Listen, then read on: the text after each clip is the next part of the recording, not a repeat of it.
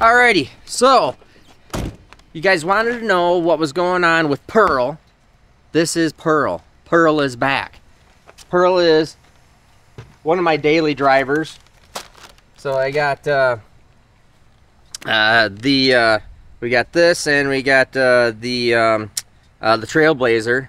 And so you asked I kind of asked everybody what you thought I should do with it. And it was like, man, it just keeps on getting crazier and crazier and out of control. And I didn't want it to get crazy out of control because I don't need another race car. I don't need anything that's fast, another fast car. I kind of wanted just something that was smooth, cool. AC's always blowing on me. Just runs really good. So, if you remember, and that's exactly what I did. If you remember, bought this car for $600 out of Florida with a partially bad transmission. Drove it from Florida back to Michigan. So we drove this car back from Florida, from Michigan, after paying $600 for it, putting one tire on it. And so what we've done is I sent this car over to Good Guy's Garage. So Dave over at Good Guy's Garage, this is a picture of him. This is, because I like to say Dave's a bad mother trucker. Right there. Anyways, send it over to Good Guy's Garage just down the road because I'm not gonna work on cars. I got too much stuff to do, so I just sent it over there. They fixed the transmission, or had the transmission fixed. So transmission's fixed. Put a low ring kit in it. I put wheels and tires on it. You can see here I retinted the windows, but stock interior. This is the original seat, and I'm telling you right now, this car drives like it's like riding on a cloud. It's just like, this is so nice. And it is, even with that tore up seat, which I'm gonna get recovered or do something with, it is insanely comfortable. It is literally the most comfortable car that I have. And so anyways, did nothing with the interior. I've done nothing with paint. Done nothing at all. This is it. In fact, the only thing I've done is wash it. I don't go through, haven't buffed out the paint or haven't done any of that kind of crap. Oh, I'll show you the under the hood, stock chassis, just lowered kit, stock rear end, everything's still stock back there. So Dave went through at Good Guy's Garage. They did the brakes, they did some suspension stuff that just was wore out because this thing's got over 200,000 miles on it. Some suspension stuff, transmission, went through, and let's see here. That right there is stock. Bone stock.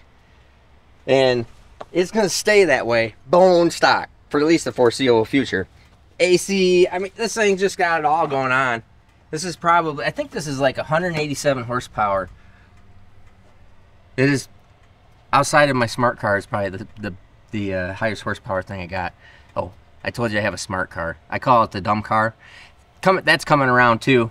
That is going to be the shop's drive around pickup and just run around vehicle for people to pick up parts and whatnot. So anyways, this is Pearl. I got new headlights for it so I can get rid of these dull pieces of crud.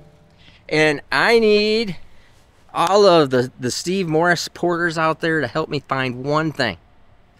How you come up with this one thing, I'm never gonna tell. Don't ask, don't tell. I still need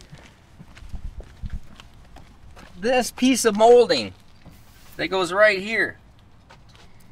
So it wraps around and goes right up here like this. I need that piece of molding. I don't care what color it is. I don't care what kind of car, well, if it comes off a different car or different color, but I need that piece of molding so I can put one on, and then we'll make it look the same as the original molding that's on here. So, and you can see, I mean, just weathered. This is Florida beat on. Florida sunshine crushed. It's got the original sticker on it yet from Sick Week 2023, where we picked it up from. I still got to put some windshield wipers on it. But other than that, this thing is sweet. And I love it. So, anyways, you guys asked what happened to Pearl. That's what Pearl is. And guess what? Pearl is not the Burnout car, because it won't do a burnout. So unless it was sitting in water, it probably wouldn't do a burnout. So anyways, that is one of my daily drivers. Oh, regarding the Burnout car, I thought, you know, it'd be pretty cool because it is top secret. The only people that have seen it literally work here or have happened to come by here, don't come by here thinking you're going to get a view of it and then tell everybody. All right. But anyways, I thought, you know what? Let's do this. Let's have a little guessing competition. Anybody that guesses what the Burnout car is, and I think you got to even have a little more differential. So what the Burnout car is and what kind of horsepower power plant is in it. All right. Whoever guesses, if anybody guesses it correctly, or maybe we'll, if anybody guesses it correctly, I'm going to give them hat, t-shirt, hoodie, stickers, and any other paraphernalia, straw hat, umbrella, sun umbrella, which I need right now. Pretty much almost, you know, a whole ensemble deal. And then I think for anybody that's for somebody guesses it right, they have to guess the car and what kind of power plant it is.